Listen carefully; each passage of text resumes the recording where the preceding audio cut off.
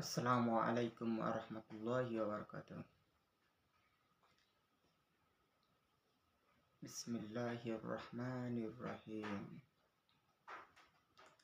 আমরা আজ সকালে জিকির সম্বন্ধে জানব।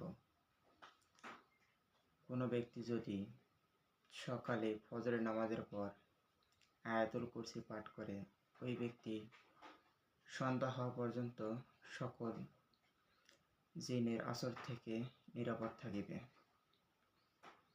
কোনো ব্যক্তি যদি বিকালবেলা আয়াতুল কুরসি পাঠ করে, তাহলে জিনের আসর থেকে সকাল পর্যন্ত নিরাপদে থাকিবে। আর কোনো ব্যক্তি যদি সকালবেলা ফজরের নামাজের পর 3 বার সূরা ইখলাস, 3 বার সূরা ফালাক, 3 বার সূরা নাস পাঠ করে শরীরের মধ্যে ফু দেয়, তাহলে ওই ব্যক্তি সকাল থেকে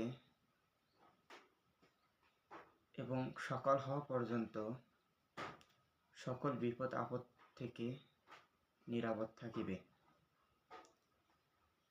আল্লাহ তাআলা বলেছেন, যে ব্যক্তি বেশি বেশি জিকির করলো, সে তার দিলকে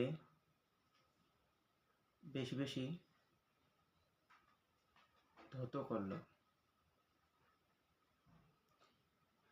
আর আমরা দৈনিক সকালবেলা জিকির বেশি বেশি করার চেষ্টা করব। আল্লাহ তাআলার সব থেকে শ্রেষ্ঠ জিকির হলো আল্লাহু আকবার, সুবহানাল্লাহ, আলহামদুলিল্লাহ। এগুলো হলো শ্রেষ্ঠ জিকির আল্লাহ তাআলা।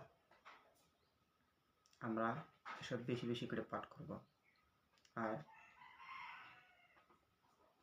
সকালে ফজরের নামাজের পর ইস্তেগফার আমরা বেশি বেশি করে পাঠ করব।